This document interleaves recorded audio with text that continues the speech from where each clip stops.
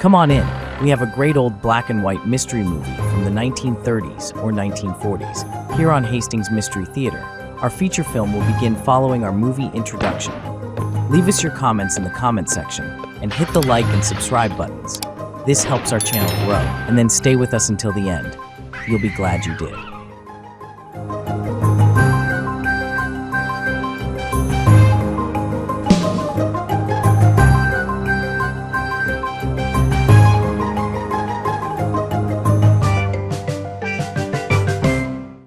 Good grief. I may be no Sherlock Holmes, but I got a clue I should subscribe to this channel and leave a little comment down there. And hit that thumbs up thing. Otherwise, something will probably not go right for me. It never does.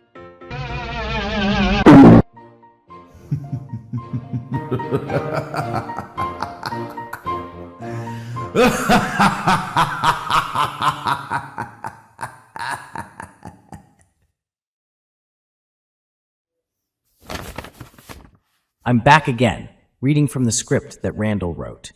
Tonight, the corridors of mystery take us back to 1939 for a 20th Century Fox film, Inspector Hornleigh on Holiday. British police detective Hornleigh and his assistant Sergeant Bingham are on holiday in a small English coastal town. They find getting away from it all is not as satisfying as they had hoped. Seems like Sherlock Holmes had the same problem in a recent film we showed. To relieve their boredom, they decide to investigate the apparent accidental death of a fellow tourist. Of course, all is not as it seems, and soon Inspector Hornleigh suspects murder. 20th Century Fox made 3 Inspector Hornleigh films from 1938 through 1940. All were filmed at Pinewood Studios near London. Tonight's movie is the second one.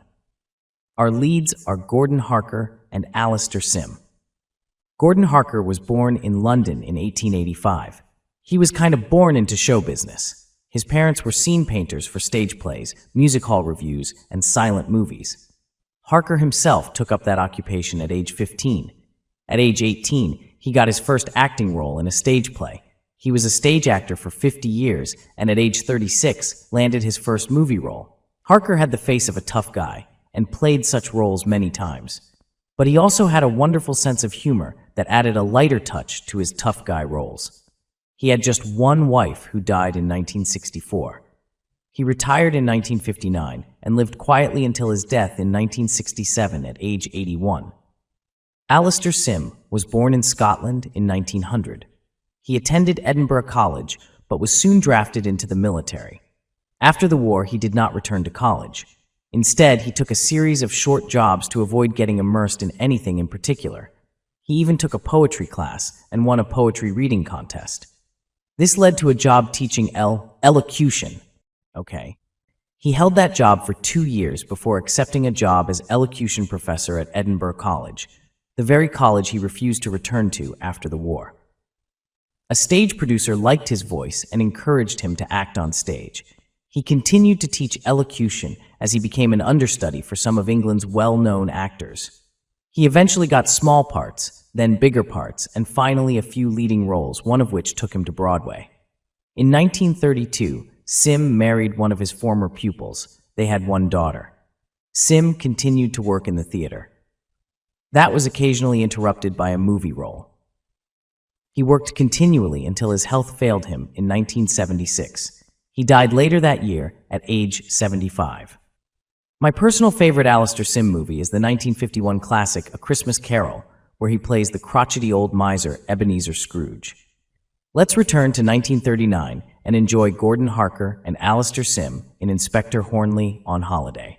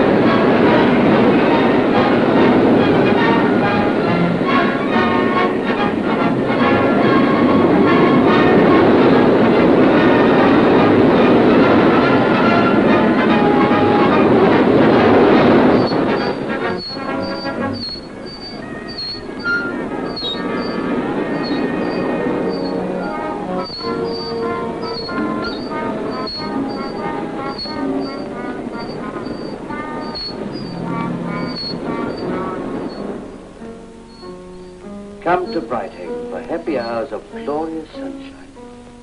Fun, jollity, gaiety.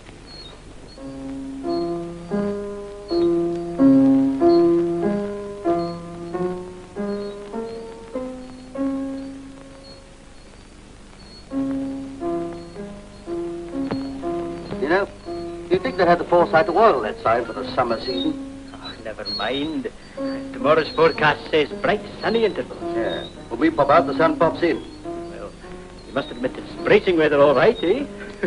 Come on for a walk. What's the use? If you go against the wind, you mark time, and if you go with the wind, you fall flat on your... 12 solid days we've been here, all like this. Oh, last Thursday afternoon was fine. You know, it's all your fault.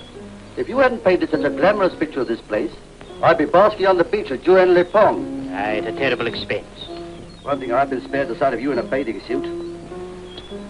Oh, I'll hit it. A policeman's holiday. What's up? Might hear you. What of it? Well, we want to preserve our incognito. If they found out that you were Inspector, you know, well, might start something. Hello? Somebody coming in? Oh, it's only Captain Fraser. Oh, dear. What about a rousing game of Ludo? Splendid. Oh, they're using the board. All right, snooker then. Table's free.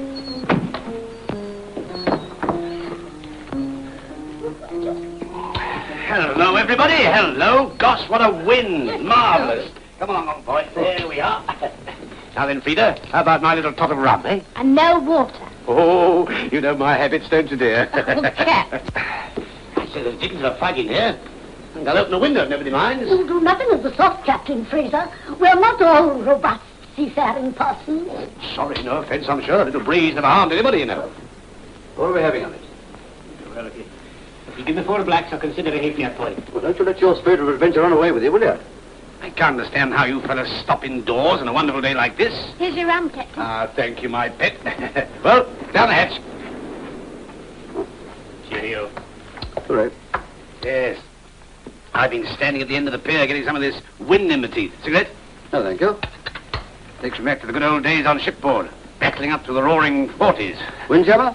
Good heavens, no. One of his managed to destroy. You go. Excuse me. Wait a minute, you fellas. You've got the green and the yellow the wrong way round. The green goes on starboard. There. Ah. Oh, well, my mistake. Oh, dear. No, don't waggle your elbow about like that.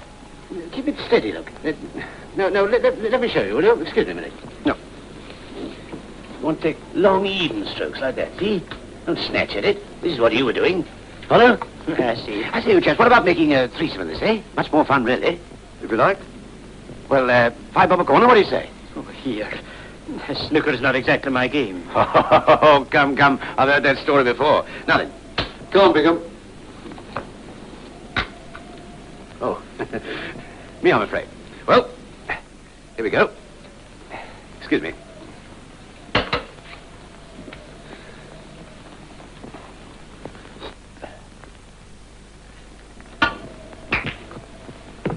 Bit of a fluke, I'm afraid. Hope so. Here for long yourself, Captain Fraser? Oh, I don't know. I generally hop about from one seaside place to the other, you know. I'll take the blue. A sailor home from the sea, as the poet has it. He's seldom happy if he's not in sight of the bride, eh? 6. You two fellas down here together, eh? Mm-hmm. 7. I think I can take the pink. 13.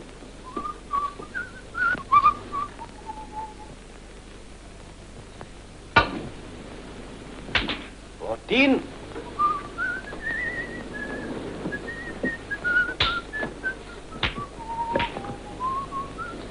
18.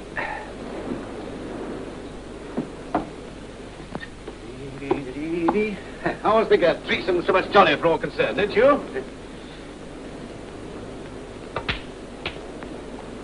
19. And now I think the black. Captain Fraser, Yes, my dear? there's a call for you from Dormant. Says it's urgent. A gentleman by the name of Mr. Bradfield.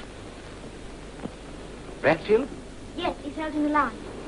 Oh, I'm sorry, you fellas. I'm afraid I've got to leave you. Carry on, will you? About time, too. What do you make of the captain? What do I make of him? Oh, the man's obviously an unprincipled shark. 5 shillings a corner. But thanks to Mr. Bradfield, I have a chance to retrieve the position. If you ask me, this Bradfield man seems to be a bit of a Jonah. Do you notice how the mention of his name put Fraser off his stroke? I'm pretty sure I'd mentioned it sooner. 19. Suit me. All right.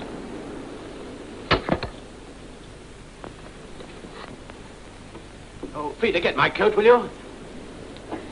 Say, I've got to go out. We'll have to finish this game some other time. I've got to run over to Dormouth. What, this evening? Yes. Matter of fact, there's an old friend of mine who's been taken ill rather suddenly. Hope it's not serious. Well, it doesn't sound too good. It's my old commander. Oh, he's a fine chap. Invalided out after the Zeebrugge show. I've driven over to see him once, twice.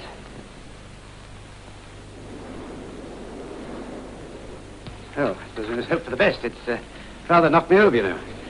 I'll see you later. Poor chap's taking it rather badly. I wonder why. His friend wasn't too ill to speak on the phone. Yeah. Can you not forget your profession just for 5 minutes and stop behaving like a prize bloodhound? Until you could have a better holiday at Scotland Yard. So could I.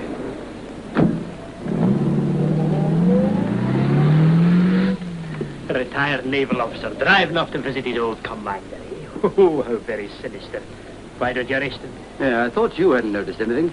Well, I noticed he had the good sense to be enjoying his holiday. Do you remember when he changed the yellow for the green? I'm just not interested. Now, I'm the sort of bloke who's seasick when he looks at the Serpentine. But I know the difference between port and starboard, and Captain Fraser, late of the Royal Navy, does not. Oh, dinner.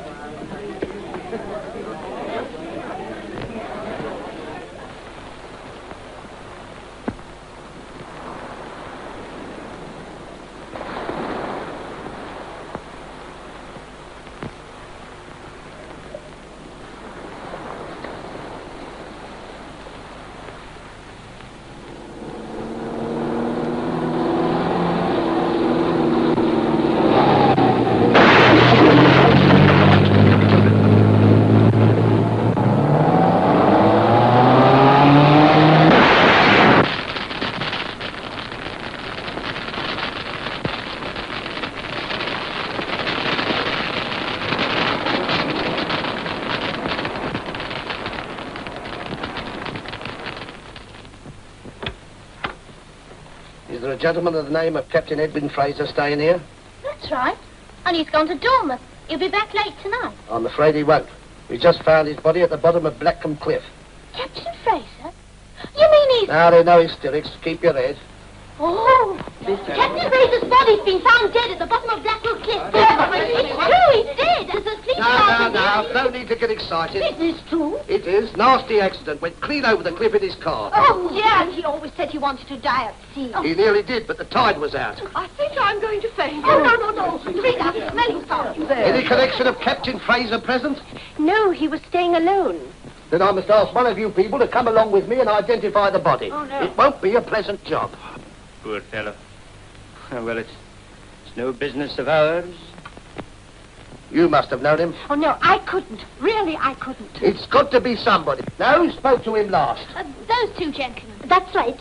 Those two gentlemen were playing billiards with him. Deny everything. Is what this young lady says correct? Beg your pardon? That's quite correct, Sergeant. Ah. Are you two gentlemen willing to identify the body? Well, if you want us to. Then I must ask you to come with me to the station. I'll get you that some coat. Much as I dislike it, Officer Sergeant, I think I should tell you Captain Fraser consumed a large rum before leaving. Thank you, madam. We shall probably call on you later. Ready, you two? Come on. Well, I might as well tell you, it won't be a pretty sight. Ever seen a corpse before? One or two? He's seen dozens, so have I. Undertakers, eh? That's right, undertakers. Well, play your cards right and you might get the job. Splendid. Hear that, Bingham? Uh-huh. He must have shot clean past the loop-way turn and through the barrier. I suppose he couldn't stop, sir, or lost his head. Yes. Tricky place just there, isn't it? Bit. The Cliff Road's been closed for a month now, sir. We've had no complaints reported. Very well. That's all now. Bring in that young couple. Very good, sir. Are they satisfied? Yes, it's Captain Fraser, all right. What the fire left of him? Same height, build, shape of head. Anchor tatted on back of left hand. Couldn't answer for face in view of absence of same. Recognize this? Yes, it's Captain Fraser's cigarette case. That's it, all right. Thank you. They'll have to sign a statement. Very good, sir. Did you find his dog? Dog? Yeah. The one that was on the end of this chain. Wire-haired terrier, gent. Answers to the name of Jellicoe. He took it with him. We didn't see any dog. Maybe he jumped out before the crash. You know, dogs are sometimes more intelligent than human beings. Some human beings. Over here, please.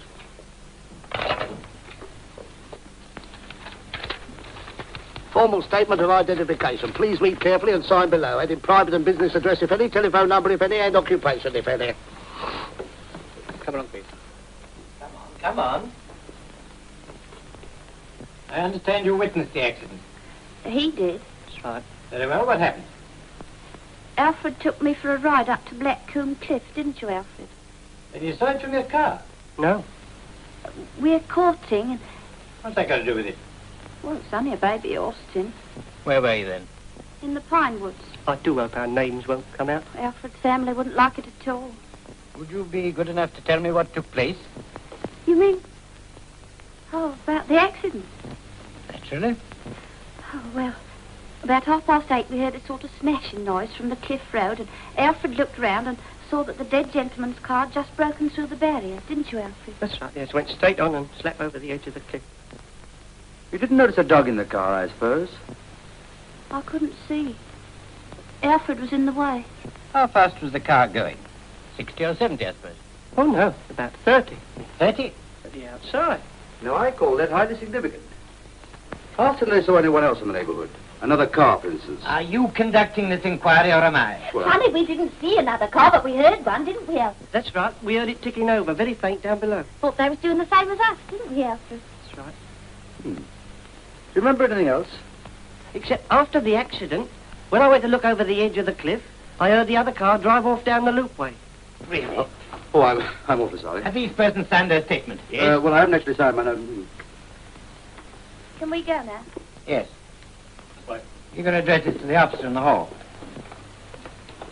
Oh, I do hope our names won't come out. Alfred's family wouldn't like it at all. He's got a wife and 3 children. That's right. Seems to be a perfectly straightforward accident case, Sergeant. Yes, sir. You've taken quite a bit of rum aboard, I understand. Yes, that probably explains it. Have you ever tried doing a fine cut into the middle pocket when you're soused? I beg your pardon? Let it pass. I've often noticed that members of the public have a passion for amateur theorizing. Good night. Take my advice, leave us to do the pinning down. You stick to screwing them down. You're quite right, Sergeant. Good night, all. Good night. Waste of time. Hornleigh, James, Detective Inspector, Metropolitan Police, Eh? New Scotland Yard. Hi! Hi! Inspector! Ah, I thought so. You're Inspector Hornleigh? That's right, sir. Oh, I've often heard of you, of course. I must apologize. Why didn't you tell me? Well, as a matter of fact, sir, we're traveling incognito. We're on holiday. You mean we're where on a holiday? Oh, this is Sergeant Bingham. Sergeant, it says here occupation undertaker. Oh, we undertake investigations. Come along in, Inspector. I'm sorry this has happened. Why don't you sit down? Thank you. Get Sergeant Bingham a chair, will you? Yes, sir. Hold this a minute, will you? And you have a cigar? Oh, thank you very much. I take it that you're not satisfied about this accident, Inspector. Well, I'm satisfied it wasn't an accident. Why? Why didn't he break? He was only doing 30. Suicide. Oh, so that's it. Oh, why don't you study psychology, Inspector? Here we have a fine, hearty young naval officer rushing off to the bedside of his old commander. Now, why should he suddenly decide to commit suicide, eh? It was an accident. He was not a naval officer. He was not hurrying. His old commander does not exist. It wasn't suicide and it wasn't an accident. Otherwise, quite correct. What's this? How can you say that? Why, the man reeked of the sea. I'll eat this cigar if he ever taught the decks of anything more than a penny steamer. Why, I didn't even know the difference between port and starboard. Sounds like a confidence man. Now, what do we know? Firstly, he receives a highly upsetting phone call from a Mr. Bradfield of Dormont. I'll lay 10 to 1 his name isn't in the directory. Check that, Sergeant. Bradfield, Dormont. Yes, sir. He then leaves in his car with the dog on a lead. We know there's another car waiting at Blackham Cliff. A bit later, Fraser's car goes over the edge, whereupon the other car drives off. Right? Correct. We also know that the dog wasn't in the car when it crashed on the beach, I see what you mean. Fraser let the dog off the lead. which shows that he must have stopped first, presumably to talk to whoever was in that other car. And if you ask me, it finished with Fraser being knocked on the head, shoved back in his car, which was set going for the beach, and then plonk. Murder. Murder. Made to look like an accident. Only they forgot the dog.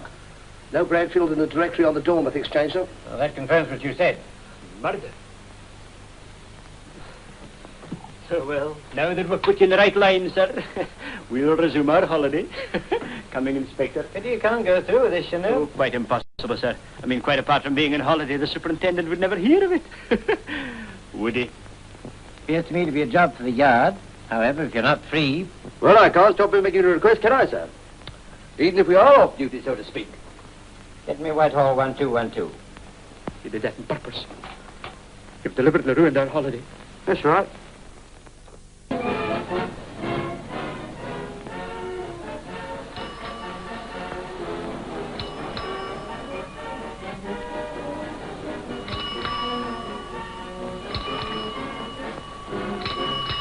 Hey, Wolsey, 3 chalk ices.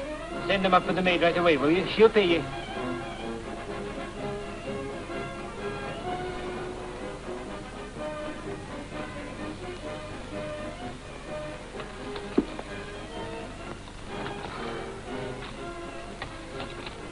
Gosh, it's going to be the hottest day of the year.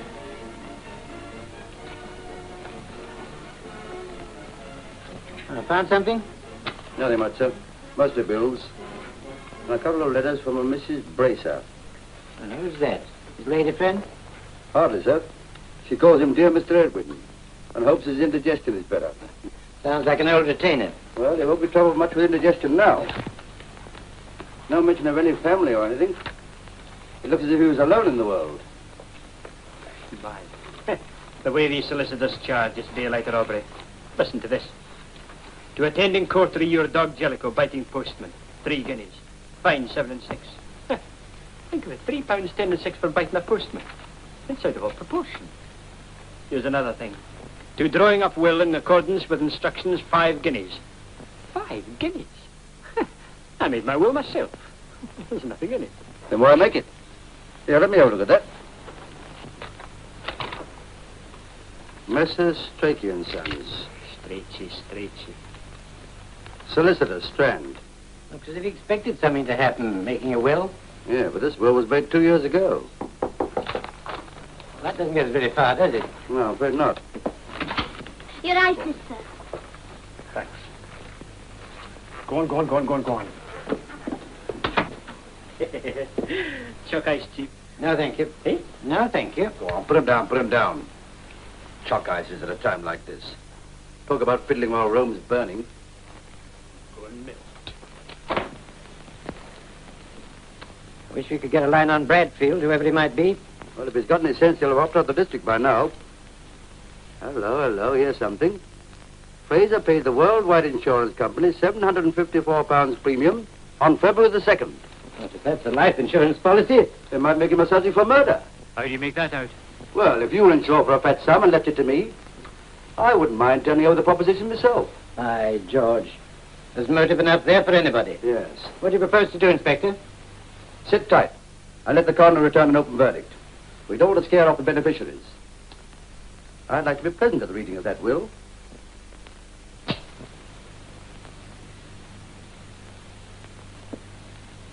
Strachey and Son? Yes. What is it? Well, it says here that they're reading me old captain's will today. Do you mean the late Captain Edwin Fraser's? R.I.P. Yeah, that's the idea. So they've just begun. Are you one of the beneficiaries? Well, I have expectations. This way. What name is it? Spatchett. Albert Montague Spatchett. All right. Been my intention. And now we come to the matter of the bequest. Mrs. Patchett. Good afternoon, all. I don't think I'm acquainted with the name. Are you a relative, sir? Well, strictly speaking, no. But there's nothing closer than the brotherhood of the sea, you know. Yes. Many is the gale I've weathered with me old captain, R.I.P.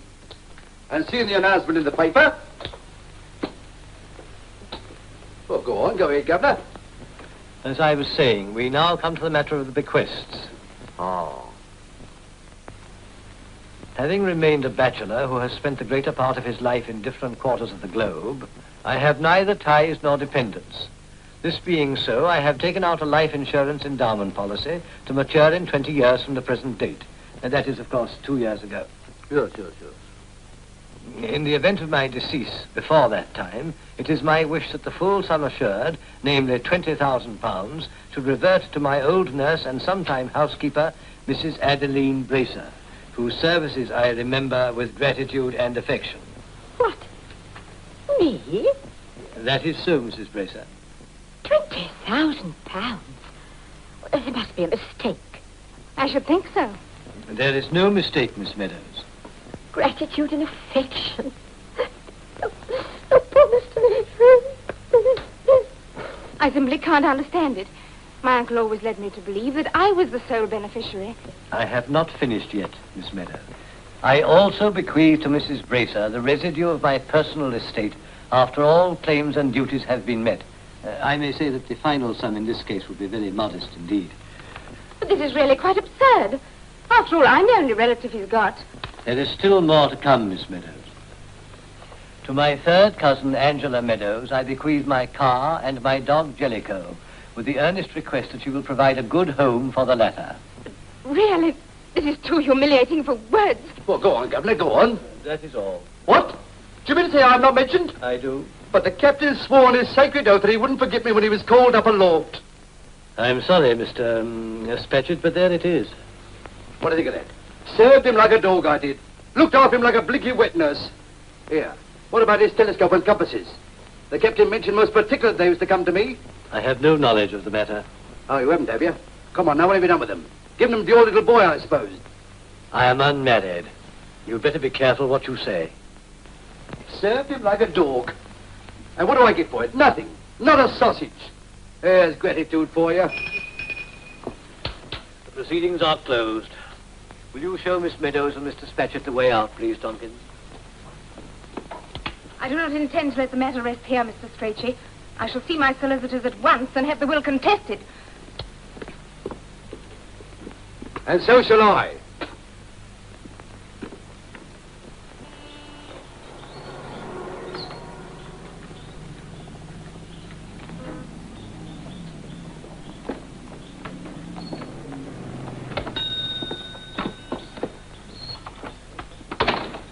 Hello. I didn't expect you back just yet.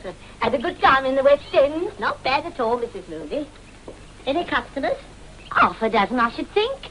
There's been quite a run on the Aunt's eggs. It's all down in the book, and the money's in the drawer. It is a nuisance.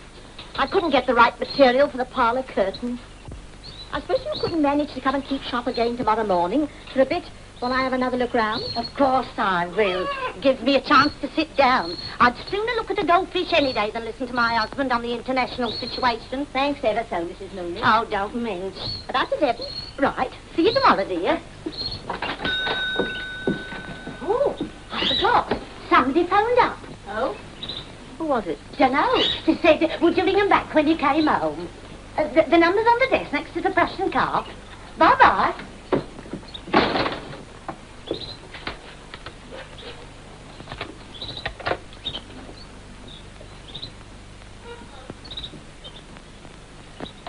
Hello.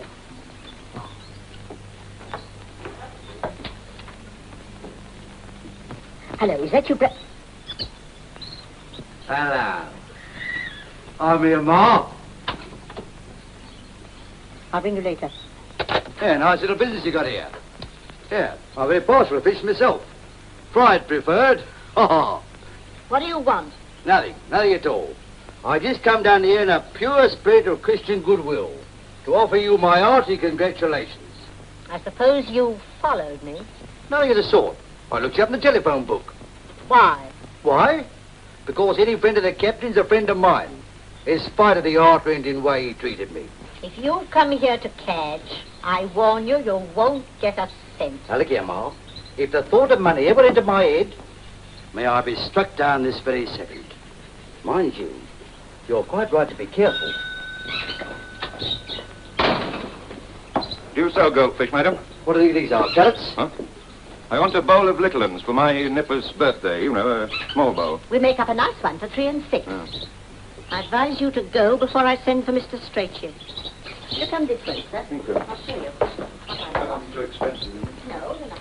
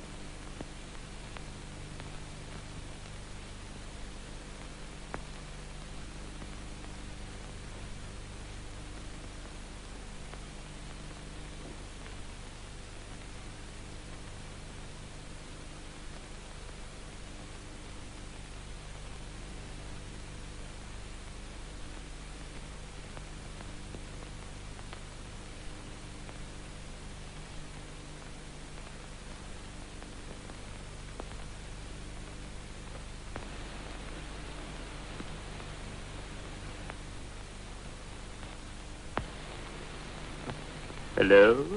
Is that Cromwell 3215? Yes? Who's that speaking? This is the butler. What is it? Supposing I were to tell you that Mr. Bradfield gave me this number to telephone. Mr. Bradfield? Mean anything to you? It certainly does. All right. Well, you can cut that buffalo stuff. Okay, buddy, but you know, you can't be too careful in our kind of work. Don't I do it? Say, maybe it's the bad line, but I don't seem to recognize your voice. Who is it? I don't suppose you ever heard Mr. Bradfield mention Charlie? Charlie? Oh, so you're Charlie. Huh. Have you heard of me? Oh, why, of course you bet. What a lucky shot. Is Mr. Bradfield there now? No. Why? Did he say he would be? Oh, no, but I haven't seen him since the last job. You mean about Captain Fraser? Shh. Oh, I didn't know you were in on that, Charlie. Oh, up to the neck. Now listen, I've got to speak to Bradfield. It's urgent. Do you know where he is? Why, of course, but I can't tell you over the phone. No, but this can't wait. Do you happen to know of a pub called the Hero of Inkerman at the corner of Waterloo Street? You bet. Can you meet me there tonight at 8 o'clock? Okay, Charlie. Who do I ask for? Joe. Spider Joe. Goodbye, Charlie. Goodbye, Spider. Hero of Inkerman, 8, Spider Joe. How's that, eh? Good work, sir. We finished the Cromwell number, sir. The address is 153A Cromwell Avenue. Thank you. 153A Cromwell Avenue. Hello? Well, just a minute. Sergeant Bingham, sir. Right. We'll see what he's got to report. Hornleigh speaking. Inspector, I've just seen Captain Fraser. What? Walking down the street with his dog. Fancy that. But it's a fact. I followed the Meadows girl to a house here. She'd just gone inside when the captain walks up as large as life and goes into the same house. And what did the dog say? Huh? You don't believe me? Of course I don't. Oh, but I saw him with my own eyes, Inspector. If it wasn't Fraser, it was his twin brother. Why, I'm telephoning you now from the same house. And where was that? 153A Cromwell Avenue. What's that? Aye, listen. There's something very peculiar going on here. Ah. It looks as if you stolen them out on me, doesn't it, Sergeant? Eh? Well, yes. It does, doesn't it, Inspector? Well, you haven't. I know all about that house. Eh? Yes, it's used by the people who killed Fraser, including Bradfield. That's right. One of them just rang up. The crook, if ever there was one. Yeah, so's that butler fella. You better be careful of him. Butler? No butler here. What do you mean? I was talking to myself a couple of minutes ago. But you couldn't have been. Why not? Because I was talking myself to that crook. Oh. So you're Spider Joe. You're Charlie? You bald-headed, spindle-shanked, haggis-witted, toffee brain. Now, wait a minute, Inspector. You made the very same mistake yourself. I don't want any subordination from you. You ain't there till I come round. But what about Captain Fraser?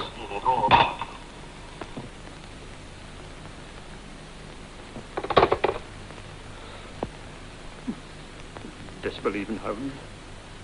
What do you think I am? An idiot? Well, I know what I saw, don't I? Half a mind to tell him what I think of him. Mustn't lose my temper. I know. Casual and nonchalant.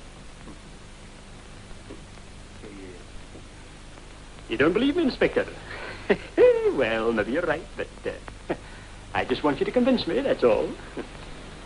That's better. Put the onus on him. That's clever.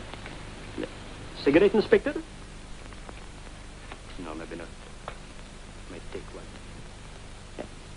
Won't you sit down, Inspector? Now, listen, Inspector.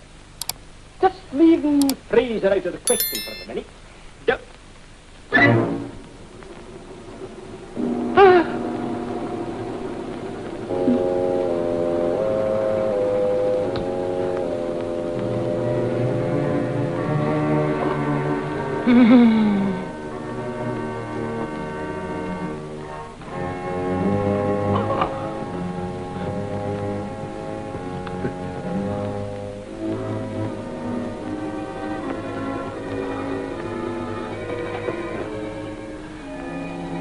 Chelsea Bridge, and...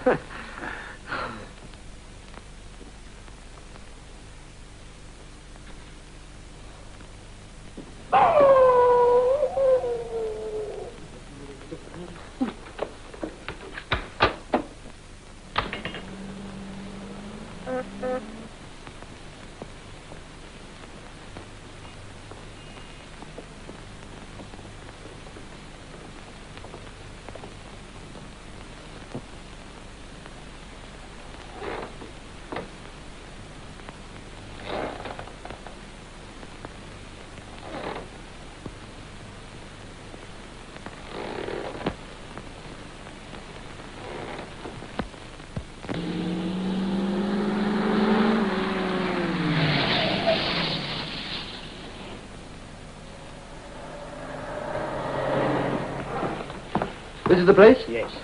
And I was right about Captain Fraser. He's in there now. Go on. So he's popped up again? He's dead in the drawing room. Well, I thought you said he was alive. Yes, but he's dead again now. Well, I wish you'd make up your mind. Go on. He's in here. Look! I see. First of all, he chucks himself over a 200-foot cliff and roasts himself alive. Then he pops back to life again, decides he doesn't like it, kicks the bucket a second time, and turns himself into a prize Persian. He was there when I came out. I swear he was. He spoke to me. But just now he was dead. Yes. He spoke, and then he died. What did he say? Chelsea Bridge. Chelsea Bridge. Chelsea Bridge. But it's true. I can prove it. There's something he tried to give me. I've got it here. That's all right, old man. Take it easy, take it easy. Gone. Lost it. All right. We'll find it. But I tell you, got up, said Chelsea Bridge and fell flat. Well, of course he did. Nothing unnatural in that, is there? Nothing at all, sir. No, just what we'd say.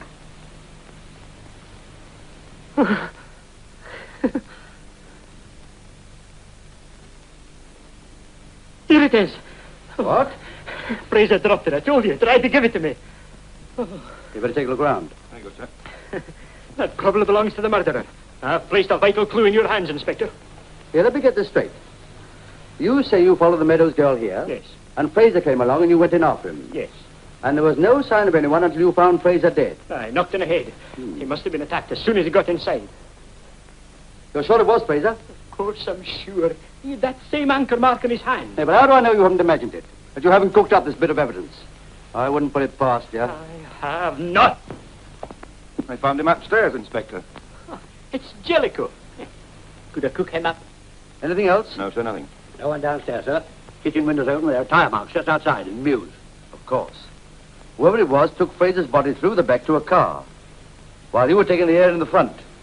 Why the blazing to stick inside? Suppose you'd like to have found me stretched stiff and cold in that carpet. Yeah, don't put ideas into my head. Chelsea Bridge, Chelsea. I believe I've got it. Supposing Fraser overheard them say that they were going to drop his body over it. I tried to tell you. How about that? Possible. Right. Well, now you go and keep a watch on Chelsea Bridge. But now? Yeah, until further orders. Go on, hop it. Go on. Now what about these car marks?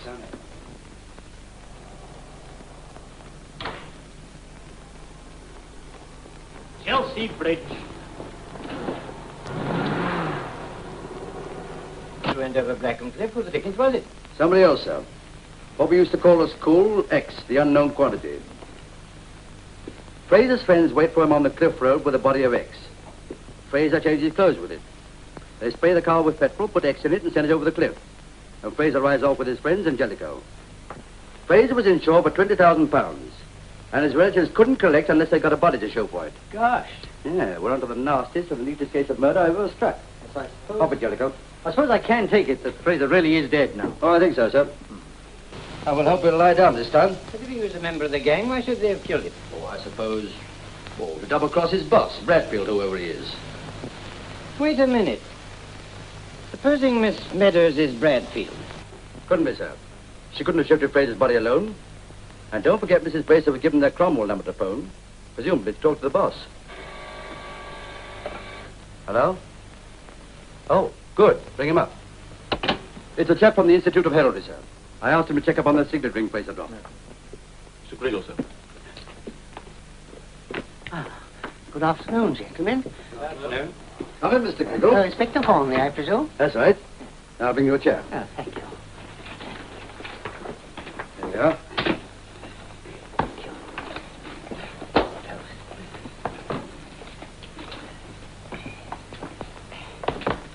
Now, did you have any luck? Since heraldry is an exact science, luck can hardly be said to enter into it. However, my researches have met with some slight success. Good. Did you find out who that ring belongs to? All in good time, Inspector.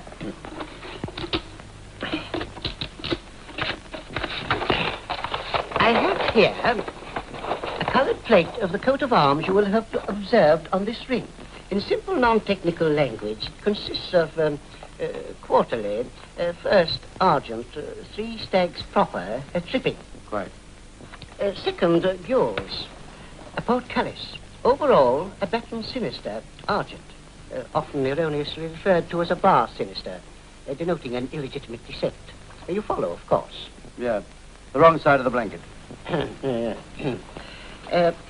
Third, or 5 ogresses or pellets in saltire. Oh, yes, of course. Yes. On investigation, I found that the arms are those of the Stone-Wallace family. Good. Where can I get them? All in good time, Inspector.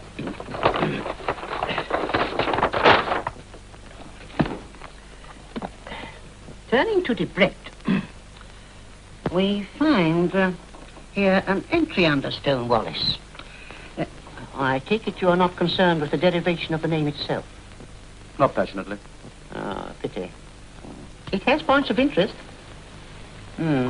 However, the sole surviving member of the family would appear to be Richard Anstruther Stone-Wallace, born 1893.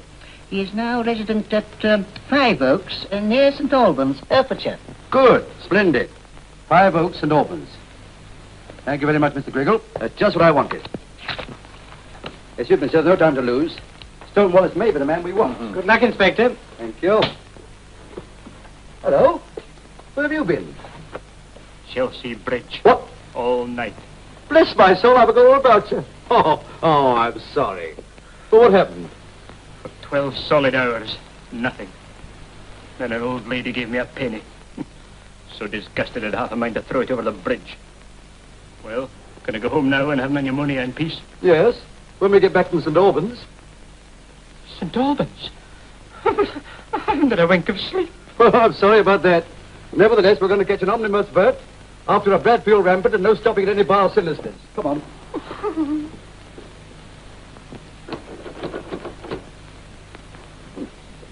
Nice little place. Yeah. Wake up. You know, that's the 3rd time you've dropped off. You better pull yourself together.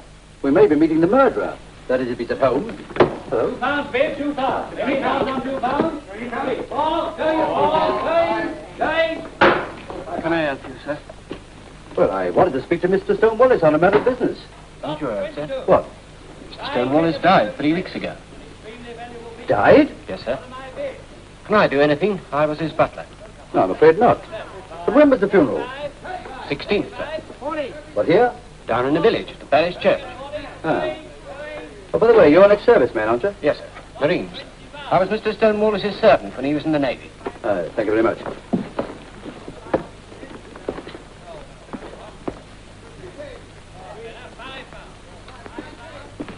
Come on. It's as plain as a pikestaff. We found X. It was Stone-Wallace's body they sent over the cliff instead of Fraser's. How can you prove it? Easy. Tonight, you and I are going to play Hamlet, Act 5, Scene 1. Have we time to fool about like that? The gravedigger scene, you ignoramus. Excuse me, sir.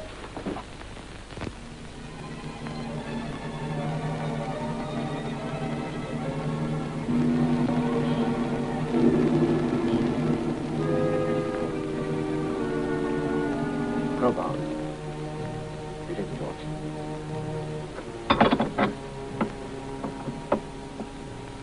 You know, we shouldn't be doing this without an exhumation order from the Home Office. Well, I retired in 1950. What's the matter with you? Hay fever? No Chelsea Bridge. Cut it.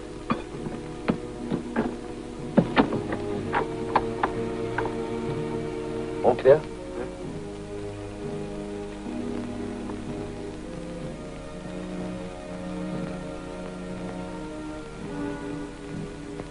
Richard Anstruther died 3 weeks ago. That's the one we want.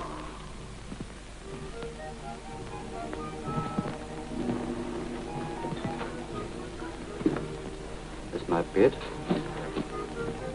Richard Anstruther, Stone Wallace. That's our boy. Come on, lights.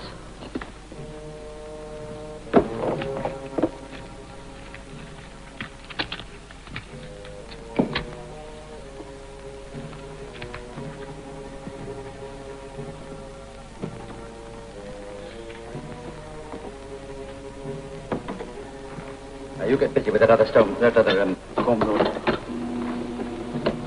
Yes. I didn't think much of that steak we had for dinner. That's the worst of these country pubs. They're all right for beer, but when it comes to food, they stop short at bread and cheese and pickles. Come in. Come in. What do you expect to find? Nothing. A whole coffin full of it. Come on, up she goes.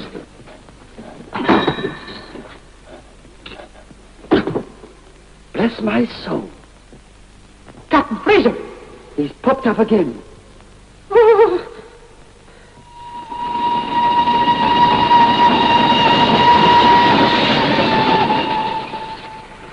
Well, we seem to be back where we started. Anyway, we've seen the last of Fraser. That's worth a couple of years' pension. I wonder why they bothered to put his corpse into somebody else's coffin. Now look, if I ever murdered you, which becomes increasingly likely, the snag would be getting rid of your body, so-called. And if I knew of a nice vacant coffin, why, I'd jump at it. Vulgar abuse doesn't alter the fact that we're no further forward. Of course we are. We now know that Stone Wallace wasn't murdered. They just snatched his body and sent it over the cliff instead of Fraser's. Yes, but who planned it and who killed Fraser?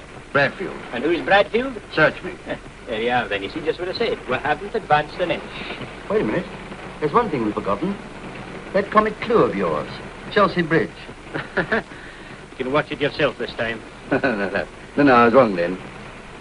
Still, it must have meant something. How did he say it? Just sort of opened his mouth and said it. Yes, well, come on, now show me. Eh? Well, you sort of sitting like this. What's the matter? Oh, you're sort of silly. Come on now, get on with it. Well, you're sort of sitting like this, see? And then he opened his eyes and he struggled up. Yeah, it must have been a horrible sight. And he moved. And Tickets, please. Go on, give me the tickets. Don't sit there and chance. Thank you. Let's have the second house. He might come back. Come on, don't be coy. Come on. Well, he struggled up the way I showed you.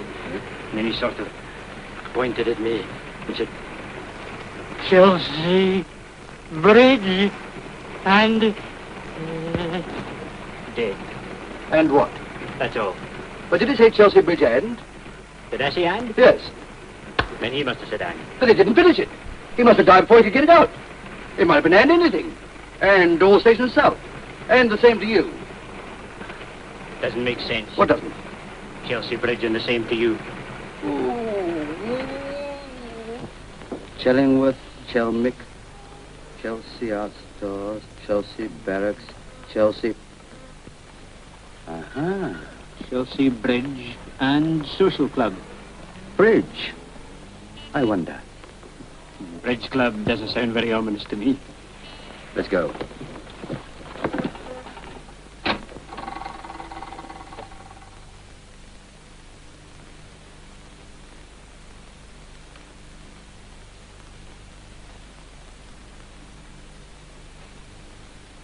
The bridge club's under here. Uh-huh.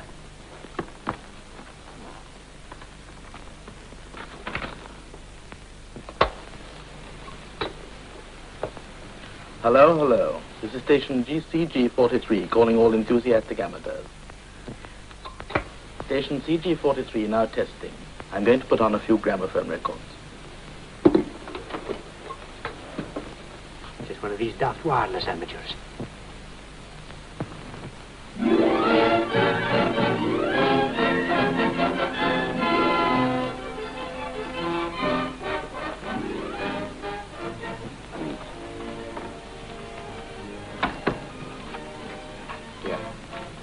See that window?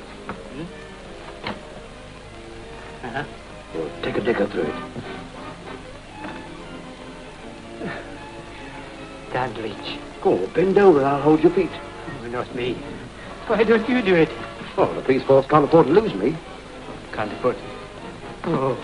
Here. Come on. No insubordination. Come on. I can't stand heights. Oh, God, it's all right. I'll look after you. Now, bend down. How can I trust you? That's all right, yes. Now, take it easy. Let yourself go. And I can hold him. Yes, I can hold it. And I'll pay you out inch by inch. I'm getting giddy. Go on. Now, go on. On you go. I've got you. Are you sure? I've got you. Go on. I've got you. But don't go too far.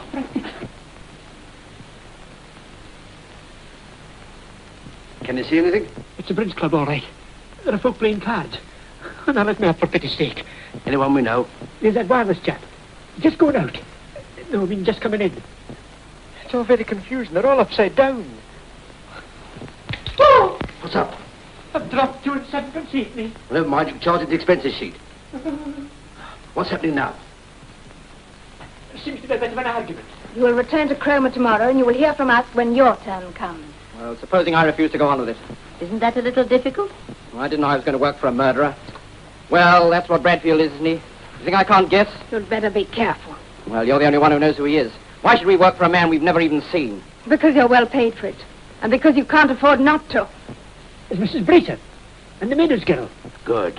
We struck oil. The Meadows girl's saying something. What? You think I'm a lip reader as well as a trapeze artist? What's happening now?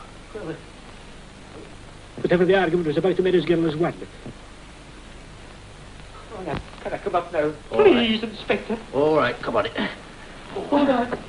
All right, I've got you. Wait a minute, I want to spit on my hands. Oh.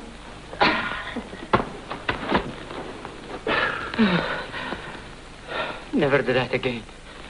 I'd hand in my resignation if I didn't know you'd jump at it. That's right. Left me with dead. Yes. It looks as if Fraser was only one cog in a very big wheel. Well, there's only one thing to do. Raid the place. What we want is Bradfield. 2 and 7 Here, hop down to the police box and phone that through to the super. It's urgent. Go on, I'll back up. I'll meet you around the corner in a couple of minutes. You might send us through to the boss when he comes on. Right.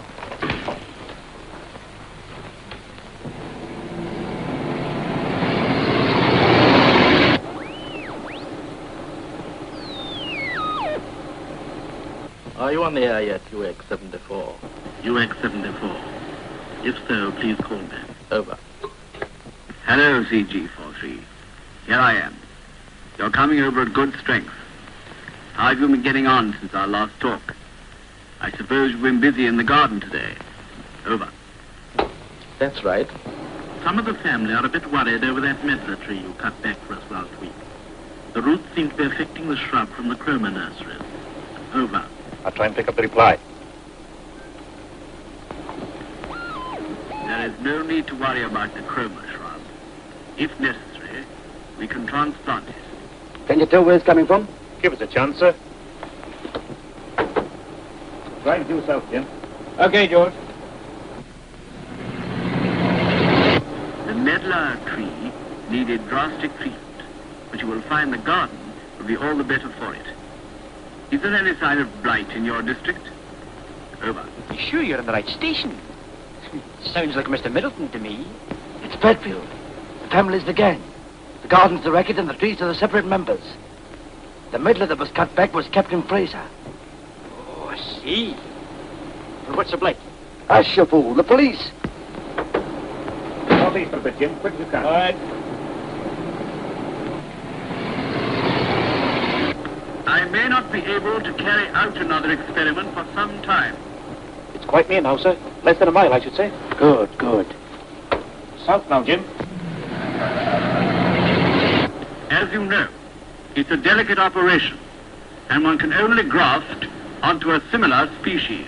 Not more than half a mile now. It is unlikely, therefore, that you will hear from me for another month or so. No, but you'll hear from us if you only keep on talking.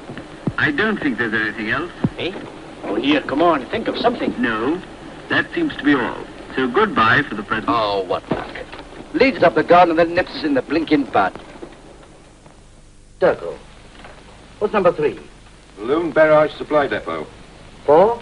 Raytock's Dog Biscuit Factory. Balloons and dog biscuits. You're wasting your time, Inspector. Look, why not arrest the others? One of them's certain to squeal. Well, how can they squeal if they don't know? 6? Queen Anne's Hospital. What's the use? Wait a minute.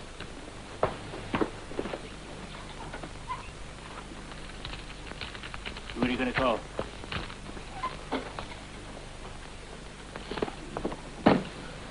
Get me St. Albans 322. Who are you calling? You'll see.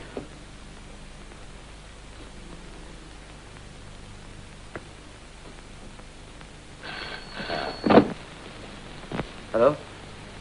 Is that the late Mr. Stonewallis's butler? This is Inspector Hornleigh, Metropolitan Police, and I'm making certain inquiries. I understand that Mr. Stonewallis had a long illness. Did he die at home? Ah, thank you very much. That'll do. Stonewallis was removed to a private ward in Queen Anne's Hospital, where he died 6 weeks later. Queen Anne's? So that's where Bradfield's playing his game? Yes, square number 6. Ask Dr. McDonald to come along, will you? Yes, sir. I believe I've got it. This record is worked from the hospital. Bradfield sends out a message whenever he spots a dying patient who resembles a member of the gang. When Stonewallis entered the hospital, he warned Captain Fraser, a member of the same height, build, age, and told him to get ready for the changeover. Yeah, but that could work once, but it's a chancy thing to try and run in a system. Now, that's where the doctor can help us. What's this, Inspector? I wanted to ask you something, Doctor. Yeah? Do you know Queen Anne's Hospital? Oh, yes, I walked it 15 years ago. How many patients pass through there a year? Oh, let me see. There used to be 850 beds in my time. There are probably more now. Say 15,000 patients. And the mortality rate? The average is about 5%. Ah, that'll be what, 750 deaths a year? Mm-hmm. Righto, thank you, Doctor. Thank you very much. That's okay. Now, let me think. 750 dead bodies against a dozen stooges. That'll mean that Bradfield could...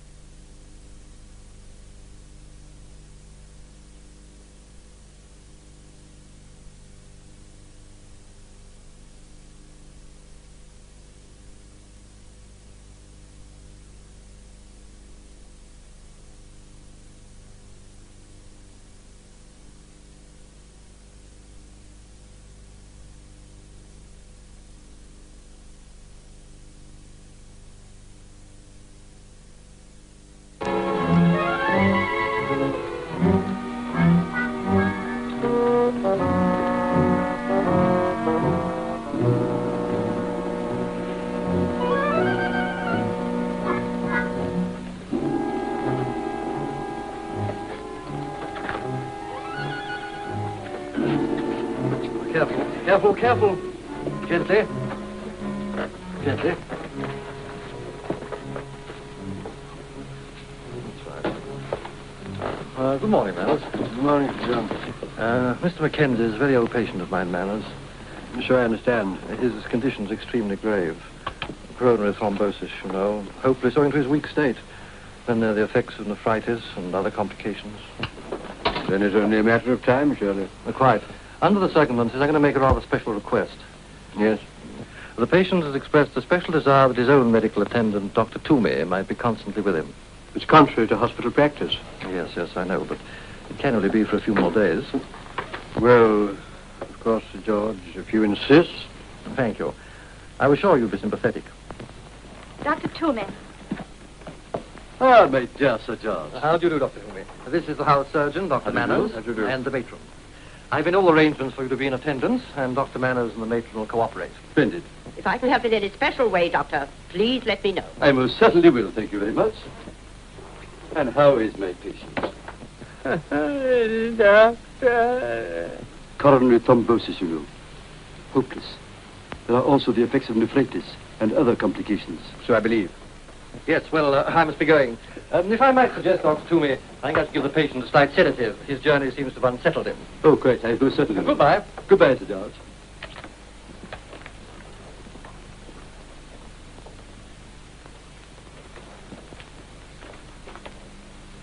Yes. And how is Mr. Mackenzie? No. Mustn't talk. Mustn't talk. No. I beg your pardon.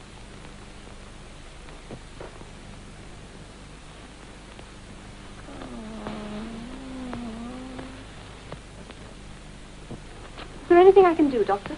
Well, no, not just at the moment. Thank you. Oh, I beg your pardon.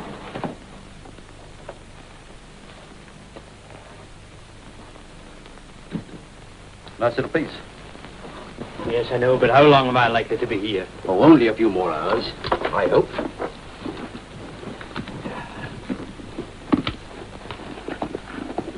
Oh, get anything for me? Well, you're ill. You don't think I'm going to lie here and starve, do you? Oh, all right. Some people don't think of their stomachs. Yes, and mind you pop it under the bedclothes if anybody comes. You suspect anybody yet? No, it goes to count.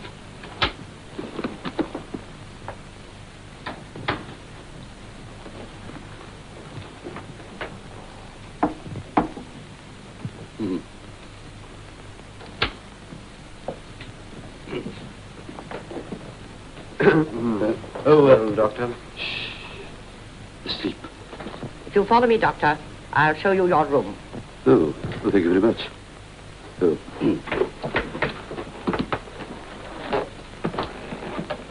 Coronary thrombosis, you know.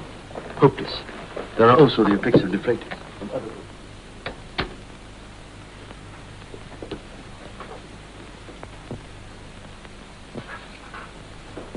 Sir George asked yesterday that he should be admitted, I believe. Yes, Doctor. Poor fellow. I'm afraid he'll never leave here alive.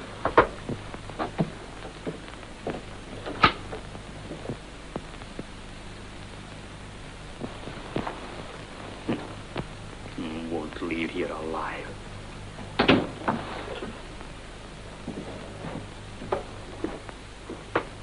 Oi! Come here. Yeah, I don't like the look of that doctor. All right, Dr. Manners? Why? He asked for my card. He took a look at my name and address and said I wouldn't leave here alive. Yes, he doesn't seem to be bursting with goodwill, does he? Here, you better lie down. I've just rung for the nurse. Think he's Bradfield? I don't know. But if he is, he'll radio the bridge club tonight, telling him he's got his eye on the right kind of bald-headed corpse. And that's what we're waiting for.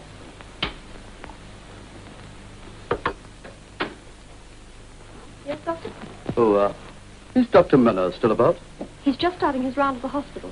Shall I tell him you want him? No. But what time does he finish his rounds? Not till 11 o'clock. 11 o'clock? Oh, I wonder if you'd mind drawing the curtains.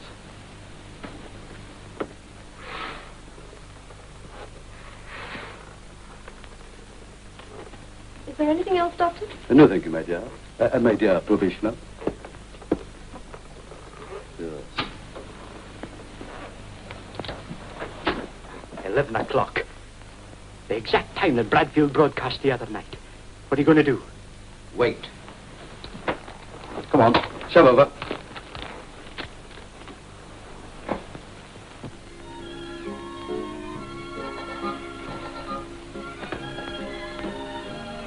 Can I have the sporting page? No, you can't. I wanted to see the results of the Highland Games. Well, they're not in. This is a civilized newspaper. 11 o'clock. Where are you going? I'm going to take a look at Dr. Manners. Oh? Will you lie down and go on dying? Somebody might come in. And remember, if that nurse comes back, none of your Highland Games. Oh, just finished my rounds. Yes. Thought I'd look in to see if you'd gone to bed. Well, I don't like to leave a case of acute coronary thrombosis, you know. The patient's no worse, I hope. Oh, he's very restless, very restless. So there's the after effects of nephritis and other complications. Yes, you mentioned that. What are the other complications exactly? Well, there's his liver, for instance. Is that affected? Oh, yes. Riddled with disease. What's the trouble? What, didn't Sir George tell you? No. It's very curious. I should have thought he'd mentioned that. Have you ever heard of plutosis? Plutosis? Never. Well, very few people have, as a matter of fact. Anyway, he's got it. It's a tropical disease. Baffled the medical profession in the tropics for years. Tropics? Yes, that's what he pictured. I contracted it, I mean. Oh, well, I'll be turning in. Call me if you want me. I most certainly will. Good night. Good night. What did you say I had? Plutosis. Never heard of it. Neither have I. Here, you sit tight. I'm going to follow him.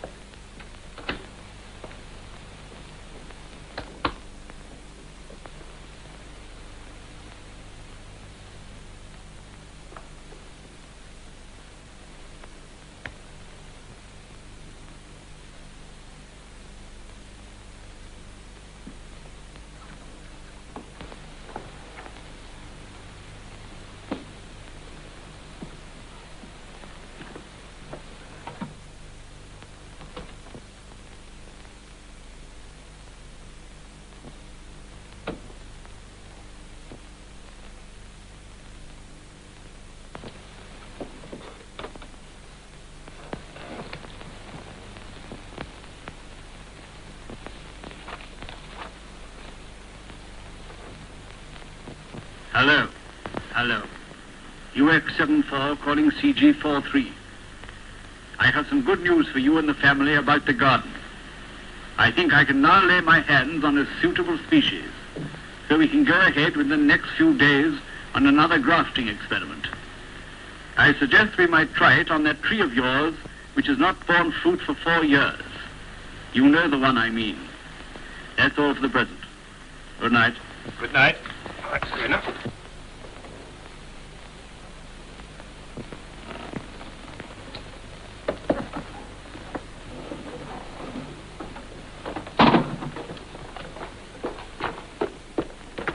Dr. Toomey? Eh? Oh, yes. There's a man at the casualty entrance asking for you. Oh. Oh, yes, yes. Oh, yes, that'll be one of my private patients. His wife's, you know, being a nurse.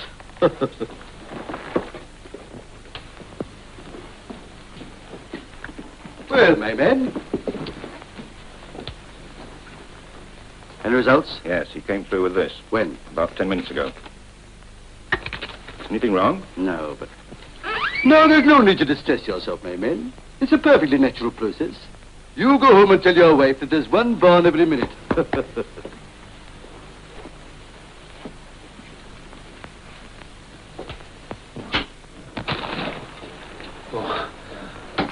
Well, what happened? Oh, he just sat down and read a book. We made a mistake. He's not Bradfield. Sure. Yeah. I just heard from Alf. At the very moment I was watching Manners, Bradfield was on the air, giving another gardening talk, reporting your arrival. Not bad. No, we're getting on, but we got to take it a stage further, that's all. What do you mean a stage further? Well, you'll have to go the whole hog and die. Die? I'll do nothing of the sort. But can't you see it's necessary? When you kick the bucket, Bradfield will broadcast the news. And then if we keep an eye on everybody that knows that you snapped him, well, we're bound to nab him. Won't do it. I'm going home, and with a clear conscience, mark you. Dying doesn't come under my police oath. Where's my trousers? You're going west. You've got colonial thrombosis, tropical plutosis, and arterial complications in the bypass. And you're going west. I won't do it. Now listen to me for the last time. You're going to die and like it.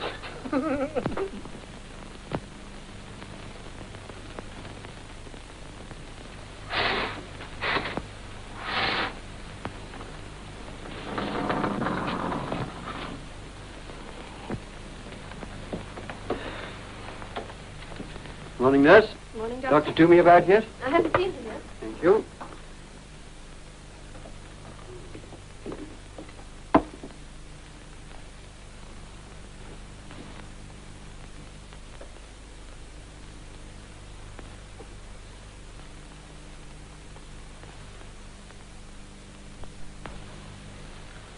May I see the patient's card, please, nurse?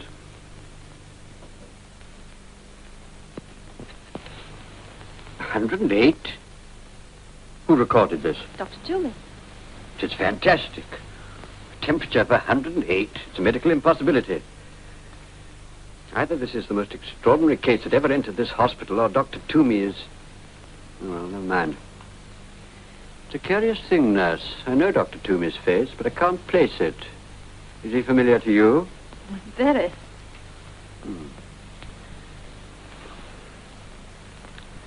Just as I thought.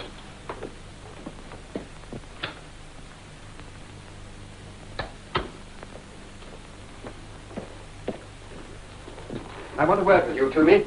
And I regret to say with you too, Sir George. Why, what's the trouble, man? Dr. Toomey here has recorded the patient's temperature as 108. Well? 108, man. Don't you realize how high that is? Well, I told you it was a tropical disease. Do you seriously tell me that his temperature was 108? More or less. More or less? More or less? Is this a hospital or a madhouse? I've just examined the patient. What's that? His temperature, pulse, breathing are all absolutely normal. He's as fit as you or I. Well, I'm sorry to have to include you in such an accusation, Sir George. But in my opinion, this is the worst case of medical fraud that has ever been perpetrated on an innocent patient. I'll go even further. Such conduct is not medicine, it's murder. You hit the nail on the head, Doctor. Eh? It's murder, all right. He knows too much, Sir George. I better tear off the whiskers. This is Inspector Hornleigh of Scotland Yard. Hornleigh?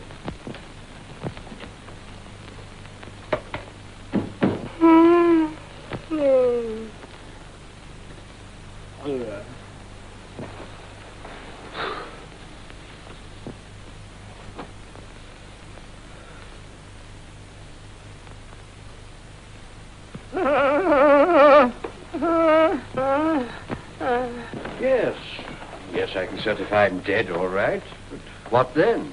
Leave the rest to me.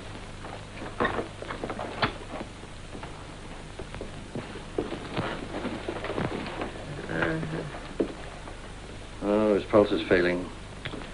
I'm afraid he won't last out the day. I'd better phone the relatives. He's only got an aunt, and she's in Scotland. I should let her know. Have you got the address?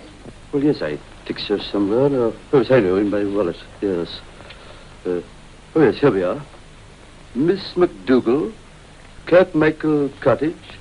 What's it? I can't remember. Oh, yes, Fort William. She's not on the phone. I think you'd better wire. Very well. You might leave this to the patient for a few minutes. I'll call you.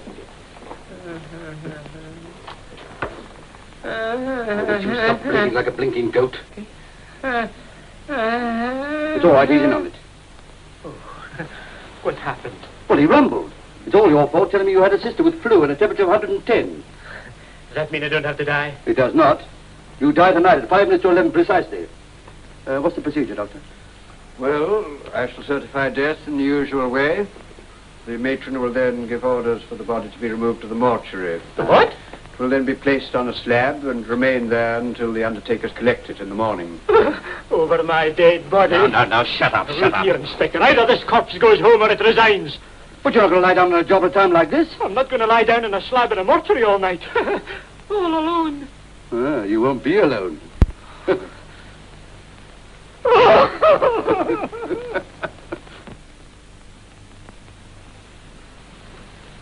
Poor fellow. He died as he lived, an officer and a gentleman. I'll give instructions for the body to be removed to the mortuary.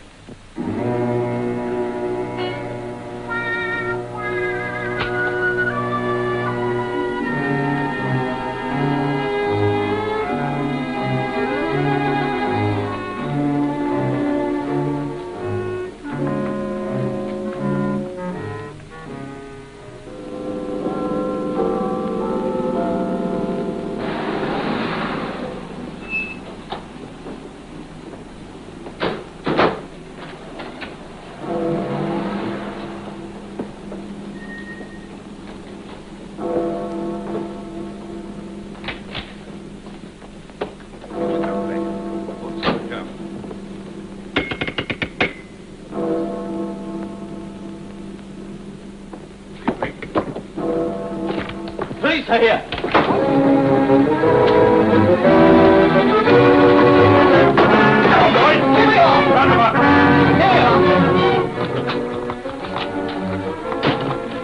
The police are downstairs. Is the chief on yet? Not yet. We'll try and get through to him. Me? No fear, I'm off.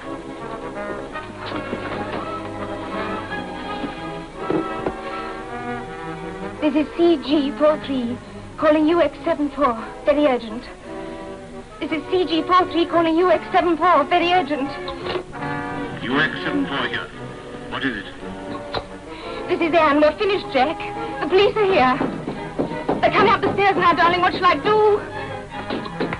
Nothing, Anne. Keep quiet and say nothing. Tell the others to do the same.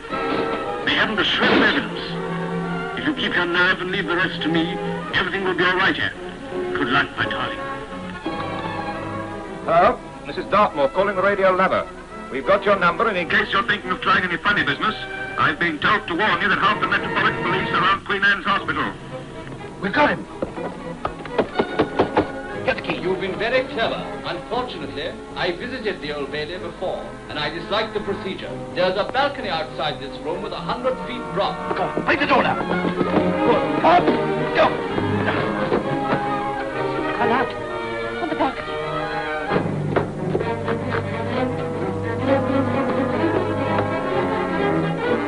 Mr. Mason, come on.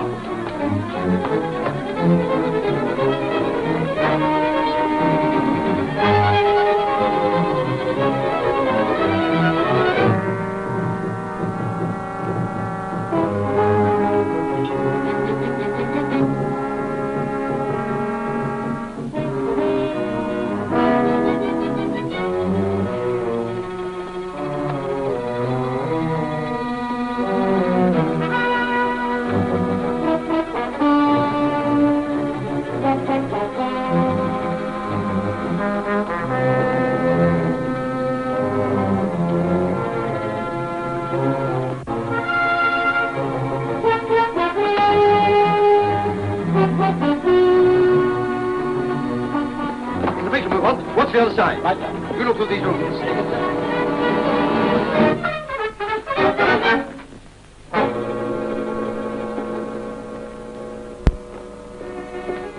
Excuse me. Have you seen the matron? I'm afraid not. A pity you forgot to change your shoes, Mr. Bradfield. A nice little spot of Jekyll and Hyde, I must say. Come on, the game's up. Oh, you cut that out!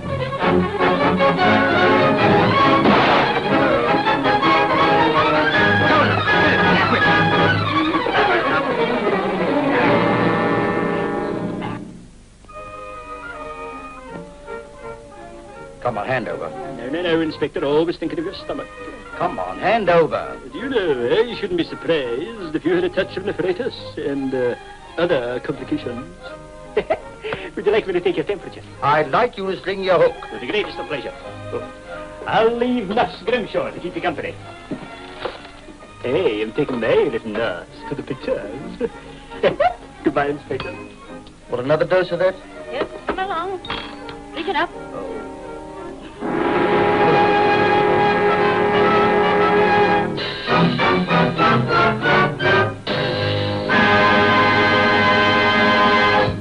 Well, did you like the movie? I hope so. because me, my wife Judy, and production manager Dan LeClaire, we enjoy bringing you these old black and white murder mysteries from the 1930s and 40s.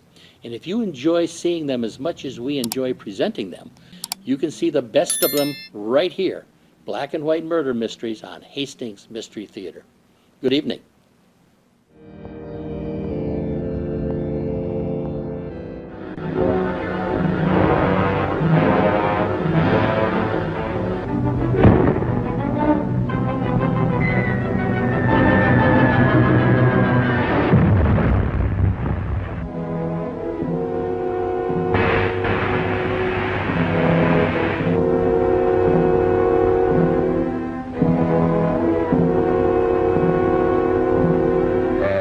Power enough to seize or destroy the world.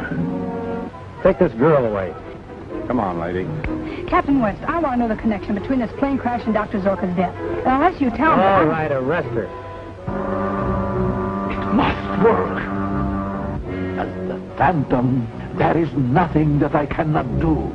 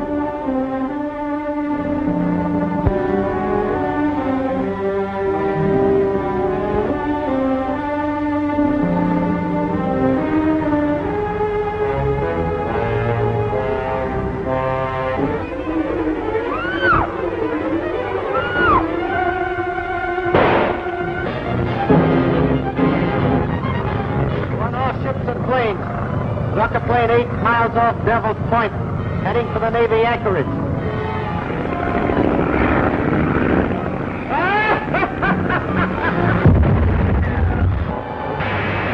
Bob, look!